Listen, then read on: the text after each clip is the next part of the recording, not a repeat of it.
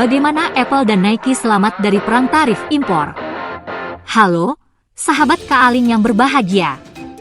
Pernahkah kalian berpikir, bagaimana dua raksasa dunia, Apple dan Nike, bisa tetap berdiri kokoh, meskipun dihantam badai tarif impor dan perang dagang global? Apakah mereka kebal? Atau ada strategi rahasia yang jarang diketahui publik? Di video ini, kita akan bongkar satu persatu bagaimana dua ikon bisnis dunia ini selamat dari tekanan global. Segmen 1. Apa itu tarif impor dan mengapa mengancam? Sebelum masuk ke Apple dan Nike, kita harus tahu dulu, apa itu tarif impor? Tarif impor adalah biaya tambahan yang dikenakan oleh pemerintah ketika suatu produk dari luar negeri masuk ke dalam negara. Tujuannya bisa untuk melindungi industri lokal, atau, bagian dari perang dagang antar negara. Salah satu contoh paling terkenal adalah perang dagang es dan Tiongkok. Ketika Presiden Donald Trump menaikkan tarif terhadap ribuan produk dari Tiongkok, banyak perusahaan global terpukul keras, termasuk Apple dan Nike. Segmen 2. Dampak keras ke Apple. Apple adalah simbol teknologi modern. Tapi di balik desain cantik iPhone dan MacBook, produksinya sangat bergantung pada Tiongkok. Mayoritas perakitan iPhone dilakukan di pabrik Foxconn, Tiongkok. Komponen seperti layar, chip, dan baterai juga banyak dipasok dari Asia. Lalu datang tarif impor. Tiba-tiba, biaya impor produk Apple naik 10%, bahkan 25% di beberapa kategori. Apa yang terjadi? Apple berada di persimpangan sulit. 1. Kalau harga dinaikkan, konsumen bisa kabur. 2. Kalau ditahan, margin keuntungan menipis. Lalu Apple bergerak. Diam-diam, mereka mulai memindahkan sebagian produksi ke India dan Vietnam. Mereka juga melakukan negosiasi tingkat tinggi agar produk seperti iPhone tidak dikenakan tarif tinggi. Dan berhasil.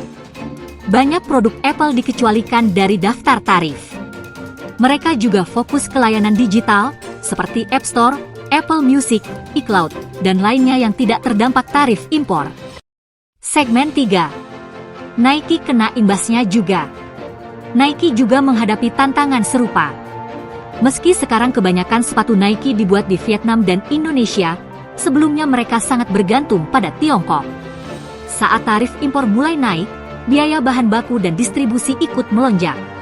Nike juga dihadapkan pada pilihan sulit. Harga sepatu naik dan kehilangan pasar, atau menyerap biaya dan rugi. Apa strategi mereka? Nike langsung menyesuaikan arah, memindahkan produksi dari Tiongkok ke negara lain lebih cepat, memperkuat penjualan langsung ke konsumen lewat aplikasi dan situs resmi.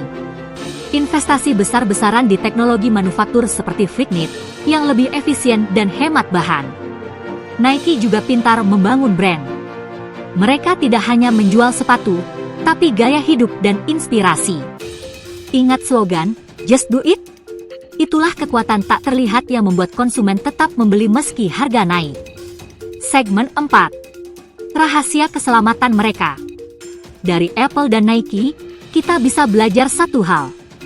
Bukan hanya siapa yang besar, tapi siapa yang adaptif.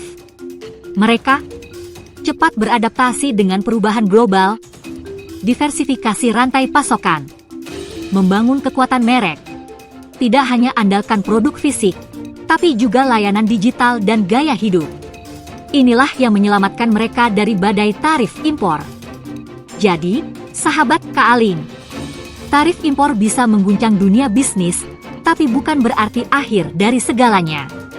Dengan strategi yang tepat, inovasi, dan ketahanan, bahkan perusahaan yang diserang bisa bangkit lebih kuat. Kalau kamu suka konten seperti ini, jangan lupa like, subscribe, dan nyalakan loncengnya agar tidak ketinggalan kisah inspiratif lainnya dari dunia bisnis dan ekonomi. Sampai jumpa di video selanjutnya, dan just do it maksud kami. Stay smart with Kak Aling.